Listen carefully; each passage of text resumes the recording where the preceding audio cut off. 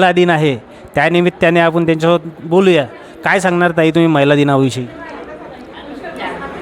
महिला दिनाचं वैशिष्ट्य एक आहे की आज महिला सर्व क्षेत्रामध्ये कार्यरत आहे. आज महिला पुरुषांच्या खांद्याला खांद्या लावून काम करत आहे आणि आमच्यासाठी अभिमानाची गोष्ट अशी आहे की महिला दिन हा सर्वत्र साजरा केला जातो आणि या निमित्तानं का होईना महिला त्या निमित्तानं आपलं मत व्यक्त करू शकतात आणि समाजामध्ये विविध कार्यक्रमाच्या माध्यमातून महिलांचा सन्मानसुद्धा घेतला जातो. तर या महिला दिनाचं औचित्य साधून महिलांना वेगवेगळ्या क्षेत्रामध्ये झेप घेता येते आणि वेगवेगळ्या कार्यक्रमामध्ये सहभागी होता येते. धन्यवाद ताई. मोर्शी नगरपालिका येथील नगरसेविका महिला व बालविकास सभापती, तर त्यांच्यासोबत आपण बोलूया.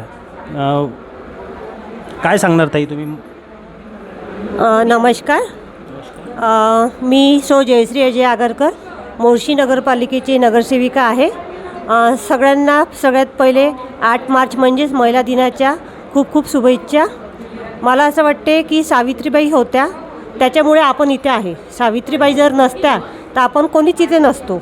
सावित्रीबाईंनी आपल्यासाठी खूप हाल सोसले, त्याच्यामुळं प्रत्येक मुलगी बाई ही शिकू शकली, प्रत्येक पदापर्यंत जाऊ शकली.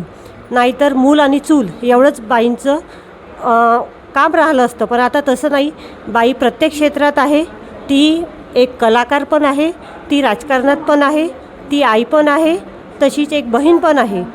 म्हणून मला असं वाटते की सगळ्यात पहिले 8 मार्च म्हणजे या दिवशी सावित्रीबाईंना सगळ्यांनी आठवलं पाहिजे, त्यांना नमस्कार केला पाहिजे की त्या होत्या म्हणून आज आपण इथे आहे.